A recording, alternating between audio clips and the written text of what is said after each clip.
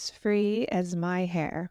This quote from Lady Gaga starts us off today as we talk about another round of ease and really taking it easy on yourself.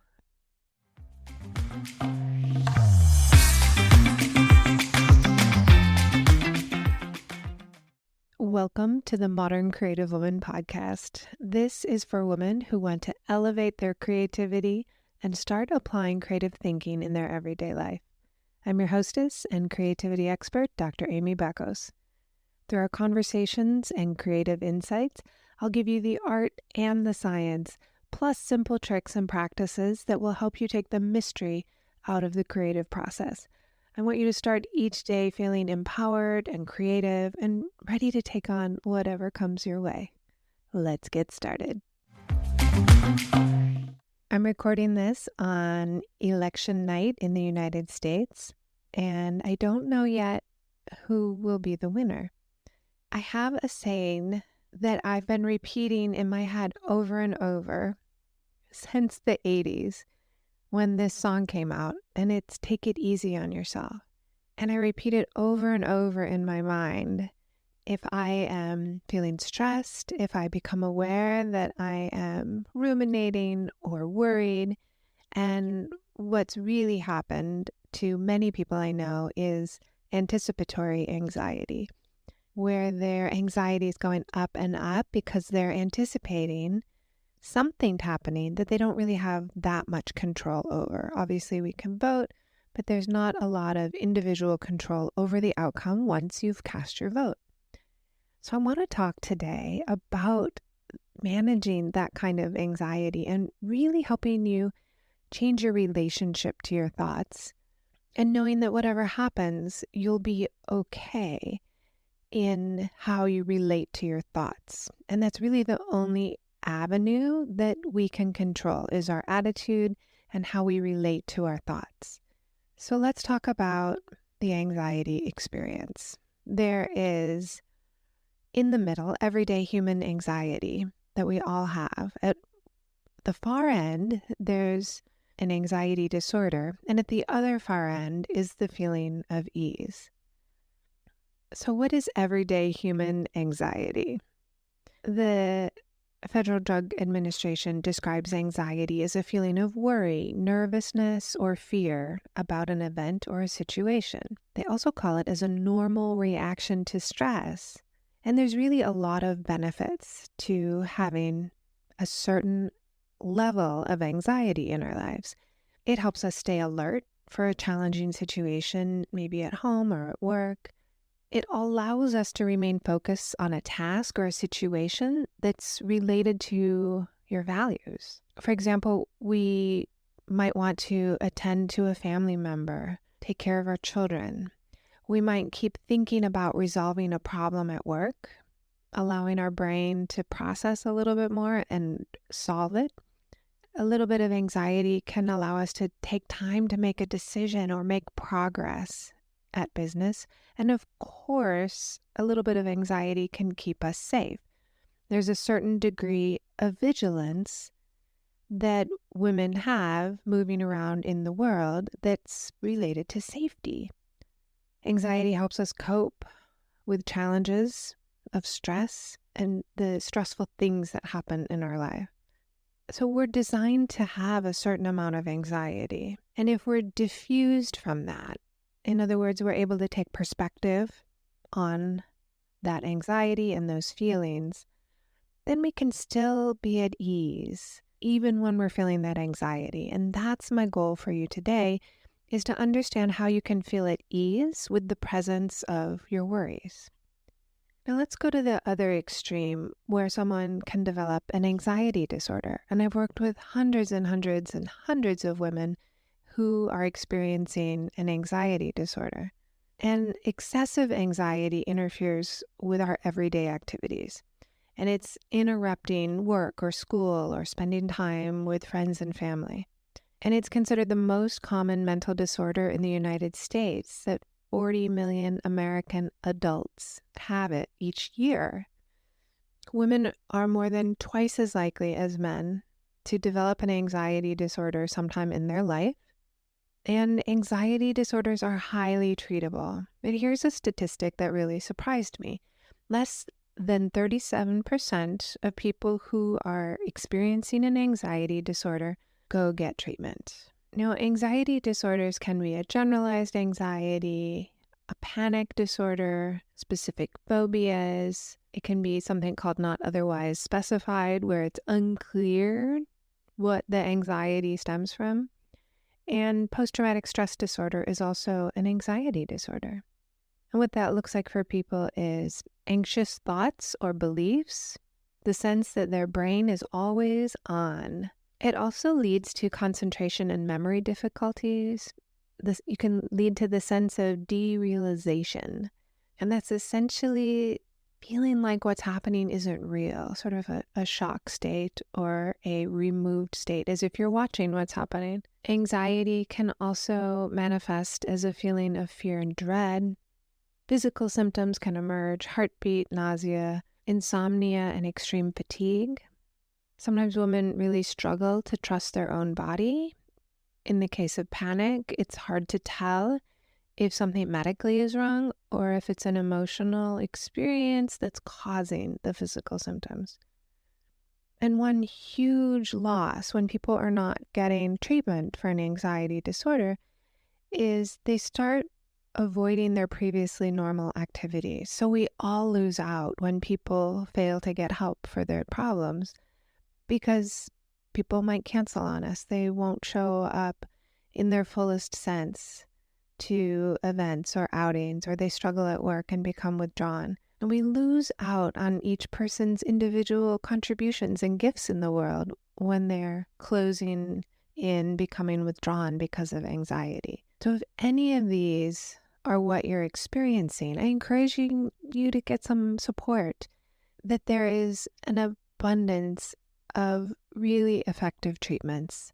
Certainly psychotherapy, acceptance and commitment therapy, cognitive and behavioral therapy, medications. There are a lot of ways in the traditional realm that help people deal with anxiety, the traditional medical route. There's also much more accessible ways for people to work on their anxiety that also need to happen if people are getting support from a medical professional. And that's things like exercise, getting good sleep, nutrition, all the ways that you can help your body feel good. Socializing, of course, is another one. So if you're struggling with any of those areas where you're not able to work on improving the anxiety through good sleep and socializing and exercising, journaling, art making, being creative, I encourage you to get support and help. There really are excellent ways for you to get support. Other approaches include talking to a spiritual leader, spending time alone, spending time where you're able to connect to yourself. And by that I mean if you can take a holiday, if you can go to the beach, if you can have quality time by yourself and then reemerge to socialize with others. There's many ways that you can get support. And our friends can do a lot for us, but they're not really able to support us through high levels of anxiety. Let me tell you what anxiety disorder is not. It's not just a variation of having perfectionistic thinking. And it's not having imposter syndrome, or it's certainly not being shy. Anxiety isn't correlated with being high achieving or having high standards. An anxiety disorder is interfering with our ability to participate and engage with our life in deeply meaningful ways. I want to talk just a little bit more about the anxiety disorder, and then I want to shift into more solution-focused and creative ways of managing our anxieties. What causes anxiety can be really quite varied. Traumatic events in childhood or adulthood. It could be from hormonal changes during the menstrual cycle or menopause. There's some medical conditions that can bring on feelings of anxiety, especially heart disease, diabetes, or anything related to breathing. a family history of anxiety or other mental health disorders. And just a reminder that solutions are available for you. Counseling, actions like sleep, socializing, seeing if you can remove yourself from certain high stress environments, if that's possible. I think another really important aspect of managing our anxiety is critical observations. And by that, I mean really learning about and engaging in activism regarding systems that fuel our worries. Certainly discrimination, racism, sexism, homophobia, ageism, capitalism can all contribute to incredible feelings of dread and anxiety.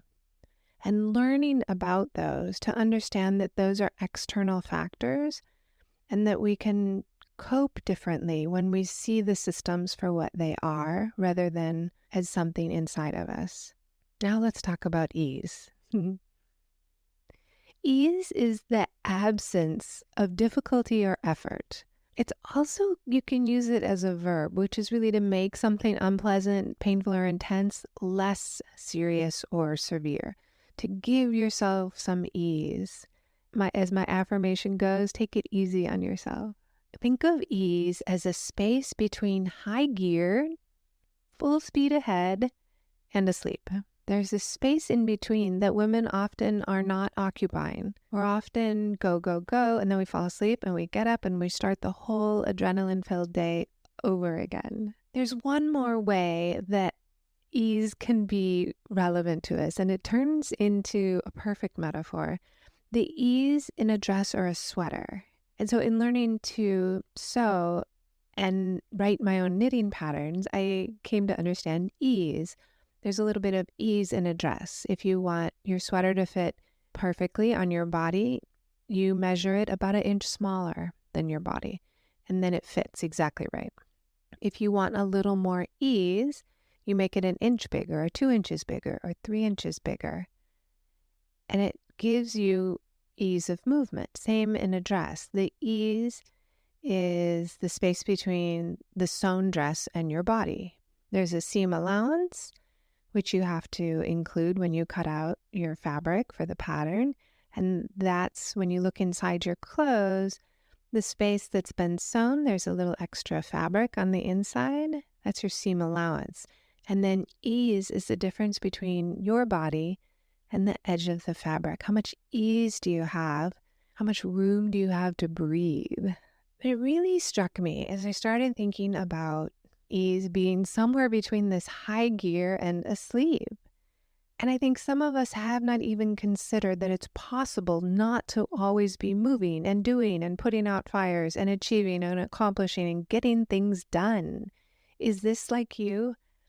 Because you're worthy and valuable, regardless of what you accomplish or don't accomplish. You have inherent worth and sacredness and dignity as a human being. There's no need to do more, accomplish more, or worry more. None of that will change that you're already worthy, and you're worthy of rest and that space of ease. Many of us, myself included, have operated from like a frenetic state where it feels frantic.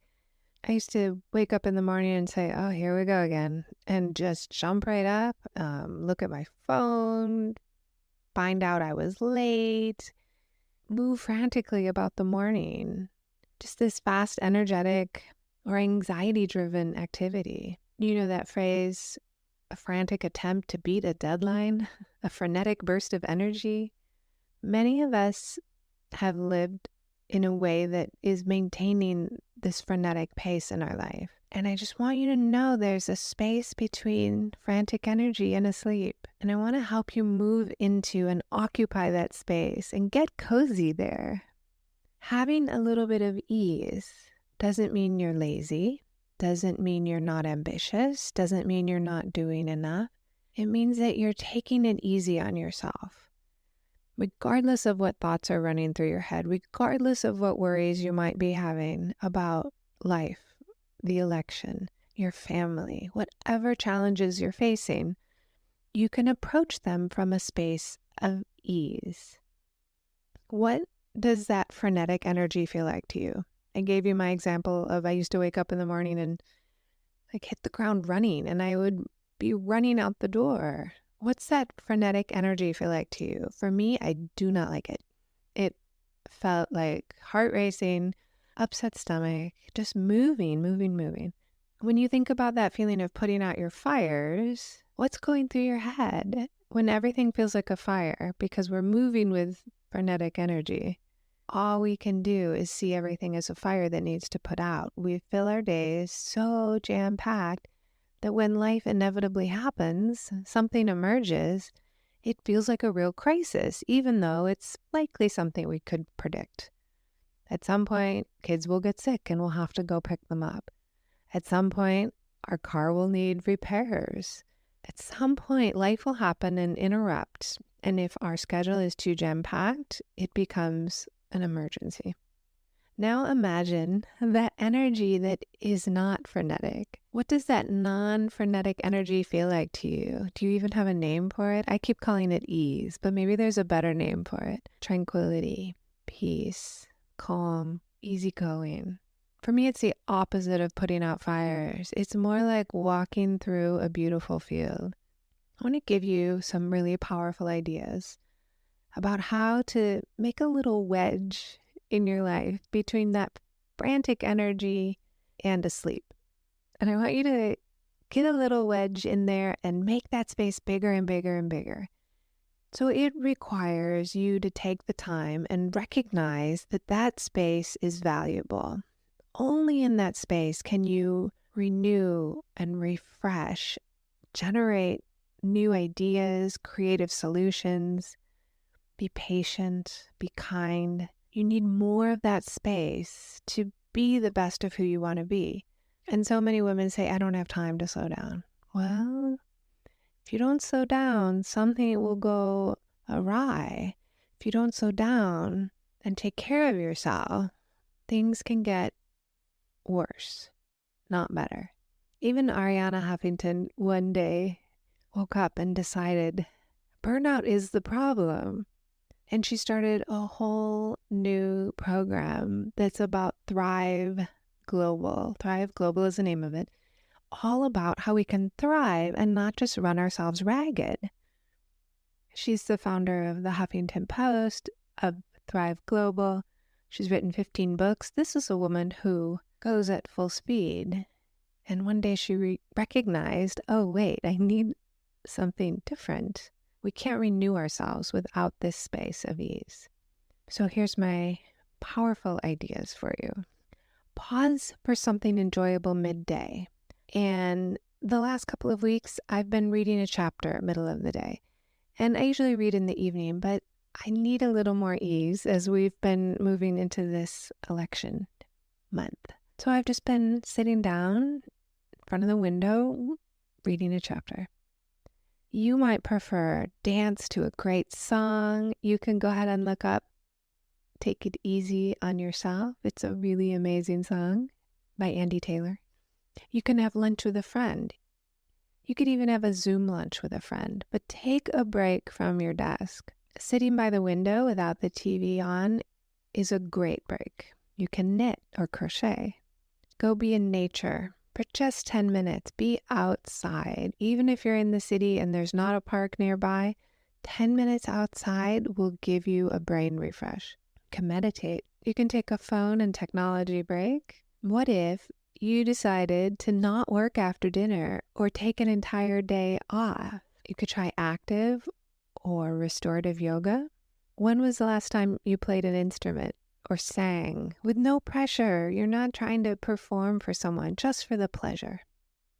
And you can also do a 15-minute art project with no end goal. So this is not about creating an object. This is all about the process. These kinds of activities begin to create ease for you. So what if experiencing rest and ease could be your priority today? What might be different? How would you feel? What would you wear if you were cultivating ease? What would you eat? Where would you go? What would you think? How would you feel? Who would you spend time with?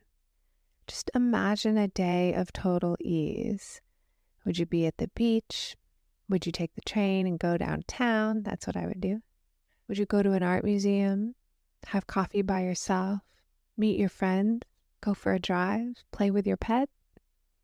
Whatever those things are on your list, I want to encourage you to do more of those and know that you can have a relationship with yourself that has ease even when uncomfortable things are happening, even when things are not going the way you want, the way you planned, even when things are grossly outside of your zone of control. You can still navigate yourself and relate to your thoughts and yourself from that zone of ease instead of frantic. If this work appeals to you, I really want to encourage you to put something in your planner, 15 minutes a day, and commit to it. The more you do it, the better you'll feel. A 15-minute dose of art making in the middle of your day, just doodling, will give you ease and calm and flow and clear your mind. If you can't set aside 20 minutes a day for yourself in the morning and a 10-minute break at lunch, then start with what you can. Start with 2 minutes. Do whatever you can to just put a little wedge into your day where you feel ease. I want you to know you have control over how you feel in those moments. You can choose gratitude and ease and appreciation and take good care of yourself. Research shows that people who are relaxed have a number of things in common. There are 10 things in particular that focus on ease. And so the research shows that people with this mindset of ease take slow, deep breaths. And really, the easygoing people in the research studies had an easier time and were more conscious of their breathing, and they used it intentionally to stay calm. These are people who set aside time every day to meditate, to make contact with the present moment. Number 2, people who are more relaxed speak slowly and thoughtfully. And I think of the women that I know who are easygoing, who have confidence and don't move with frantic energy, they take the time to express themselves very clearly and deliberately. They stop others from interrupting them, and they don't interrupt other people. Easygoing people tend to smile more often. Are you smiling now?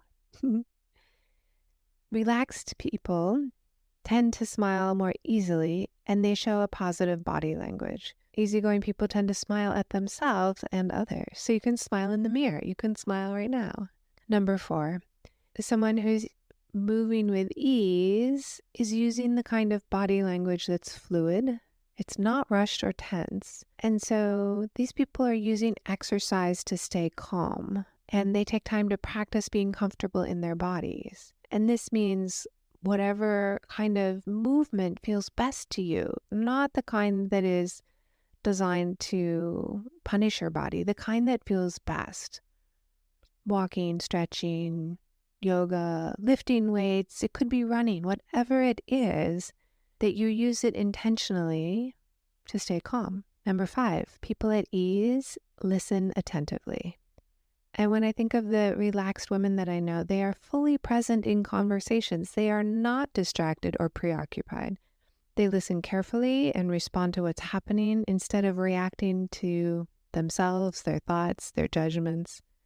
They're able to listen. Easygoing people are able to handle stress calmly, so they don't react impulsively from their anxiety or that frantic energy that we talked about.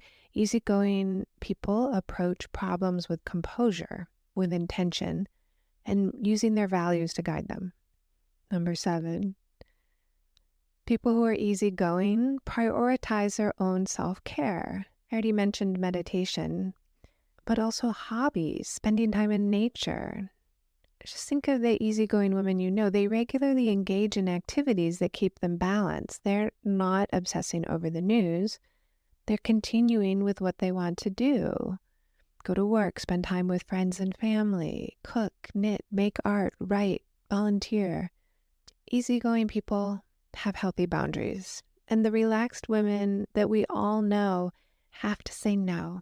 And they say no so they don't overextend themselves. They set limits with family and friends and community, and they protect their peace. They don't let a request to help out at the volunteer auction at school.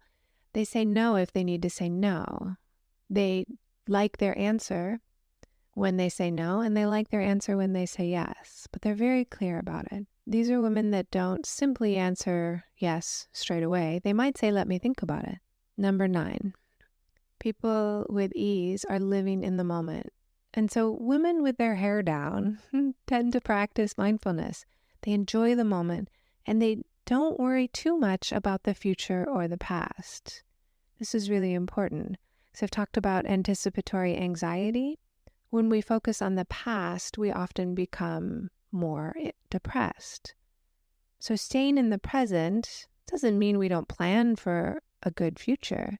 It means that we're living in the present and we're not caught up in our thoughts, worried about things like election results or worries about things that are outside of our zone of control. And number 10, an easygoing woman maintains a positive perspective, believing that good things are ahead. And it's really important. I always think of these 2 areas when I'm working with women. Like, do you feel like you're a pretty good person? And do you feel like things are getting better? Those are really, really important for maintaining your positive perspective. So a relaxed woman tends to focus on solutions rather than problems. They're able to maintain a sense of healthy optimism. They don't feel like they peaked a while ago or the best is behind them. They're really focused on positive future and present strengths. Have a wonderful rest of your week. Now that you know about how to use your creativity, what will you create? Want more? Subscribe to the Modern Creative Woman digital magazine. It's absolutely free and it comes out once a month. And I know you can get a lot out of the podcast and the digital magazine. Yet when you're ready to take it to the next level, I want you to know you have options inside the membership. And if you're interested in a private consultation, please feel free to book a call with me. Even if you just have some questions, go ahead and book a call. My contact is in the show notes, and you can always message me on Instagram. Do come find me and the Modern Creative Woman on Instagram, Facebook, and Pinterest at Dr. Amy Bacos. If you like what you're hearing on the Modern Creative Woman podcast, I want to give you the scoop on how you can support the podcast. You can be an ambassador and share the podcast link with 3 of your friends. You can be a community supporter by leaving a 5-star review if you think it's worth the 5 stars. And you can become a gold star supporter for as little as $3 a month. All those links are in the show notes. Remember to grab your free copy of the 21-Day Gratitude Challenge. The link is in the show notes, and you can find it at moderncreativewoman.com. Have a wonderful week, and I cannot wait to talk with you in the next episode. I will drop the link to Take It Easy on Yourself by Andy Taylor in the show notes so you can listen to it in its full 80s glory on YouTube. And I will drop a scratchy little clip in here for you just long enough to give you an earworm so you can be singing it for the rest of your day. I hope you enjoy.